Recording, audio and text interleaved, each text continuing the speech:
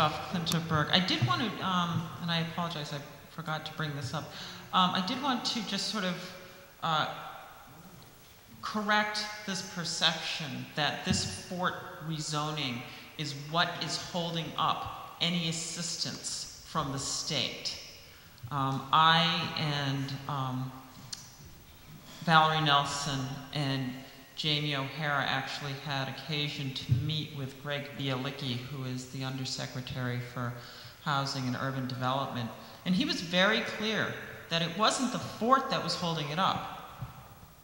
He was very clear also that any communication that may have been given to the city by members of staff from CZM or DEP were actually not the policy of the governor of the state of Massachusetts, or the Commonwealth of Massachusetts.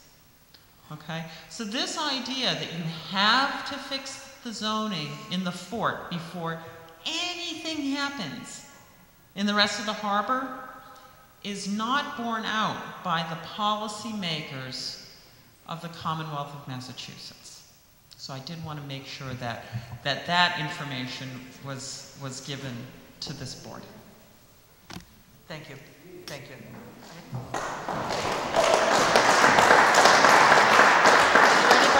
Is there actually anybody to rebut any further, to speak in favor of the zoning proposals? Any rebuttal? To speak in favor?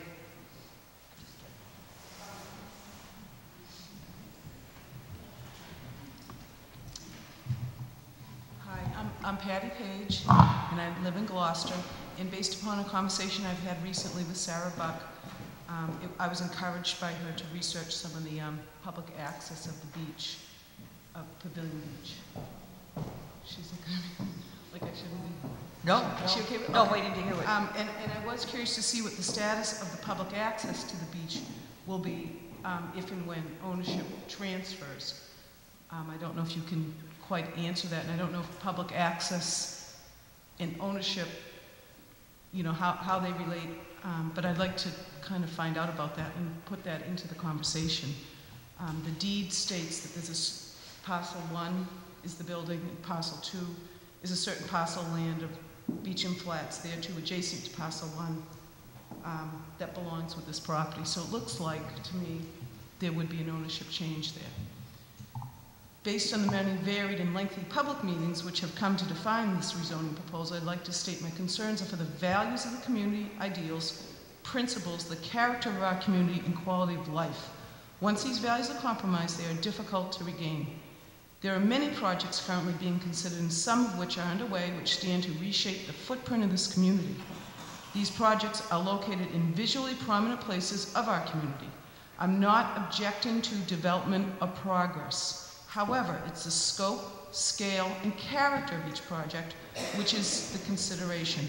To point out the non-conforming architecture of the Gutenary building when compared to its historic counterpart, the Blackburn building, in the abutting concrete building of the St. Peter's Club, this is a clear example of how simple architectural design, or lack thereof, has served to change the footprint of the Main Street area.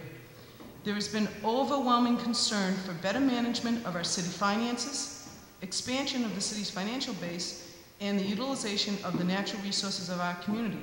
However, that should not be translated into development at any cost.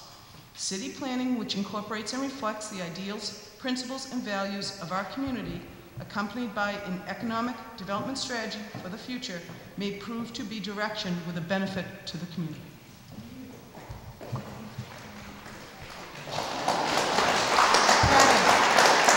Patty.